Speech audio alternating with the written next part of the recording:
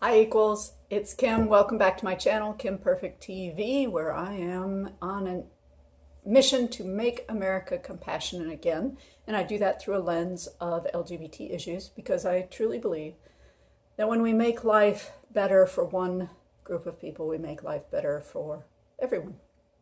Some people don't necessarily agree with me, but that is what I believe. Last night, this is Wednesday, so Tuesday night was the State of the Union address.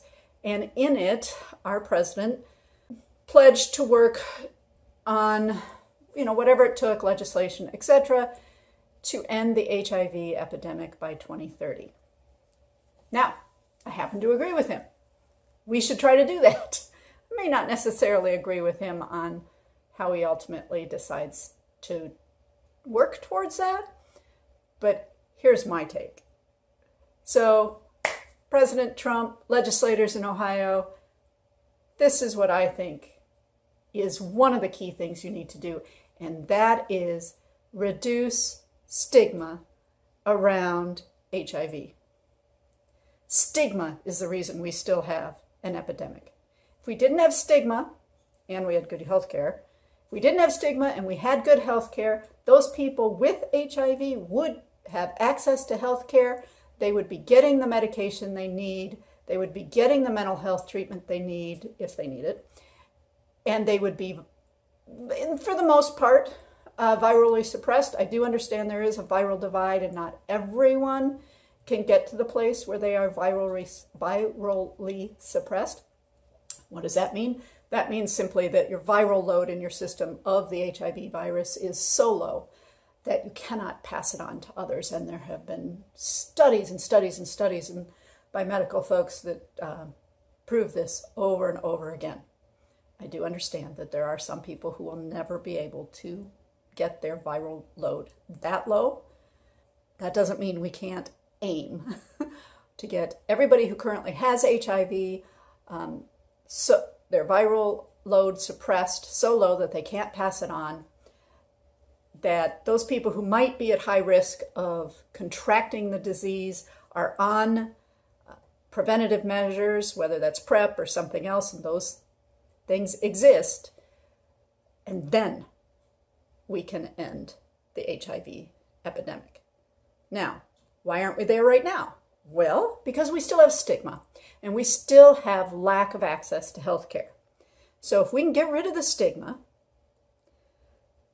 then people who, feel that it says something bad about them that they have HIV, or that people who hear that somebody is HIV, that they hear that somebody is a person living with HIV, and then they react badly, that's stigma. That's bias. That's implicit bias. It's explicit bias. It's stigma. And people do interesting things to avoid encountering that stigma. And one of those is to avoid medical care and getting on the medications they need to be virally suppressed. Not everybody understands the science behind HIV. Even people living with HIV do not necessarily understand the science of the disease, how it's passed on. Oh, okay, folks, let me get there.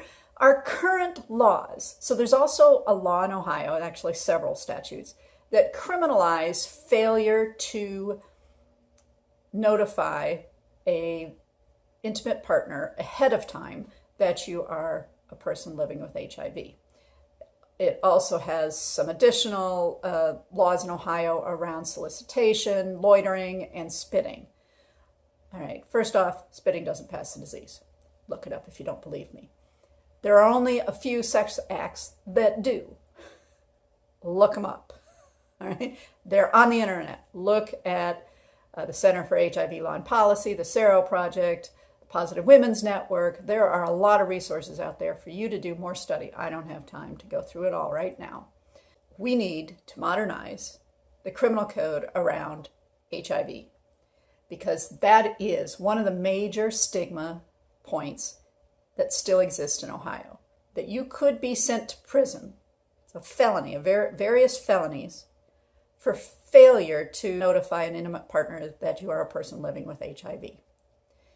If you know that you are a person living with HIV, you are required, or you face a felony. Now, should people let their intimate partners know if they have a communicable disease? Yes, I agree. Should it be a felony? No. All other communicable diseases fall under a misdemeanor public health code. That's where this belongs, not in the felony criminal code. The problem with the way it's currently set up is you're only susceptible to the felony charges if you know you have HIV. So if you don't want to have to deal with that, then you just don't get tested. And then guess what? You're out there passing the disease on to other people. If you want to end the HIV epidemic, you have to end the stigma. And one of those ways to end the stigma is to modernize the criminal code around HIV non-disclosure. Again, should somebody tell their intimate partner? Yes.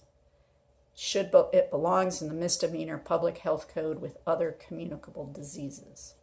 Okay. So President Trump and Ohio legislators, if you want to help him end the HIV epidemic by the year 2030, start with your own criminal code. It needs to be modernized.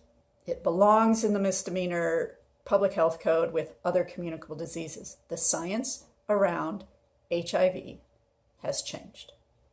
Let's bring ourselves into the 21st century and get with the times. If you like my videos, please give me a thumbs up, hit the red subscribe button, and if you want to be notified every time I put up a new video, hit the bell above, and you will get that notification. Meanwhile, add your comments below. I'd love to hear your thoughts about how to end the HIV epidemic by 2030. And let's keep our comments constructive. Bye, everybody.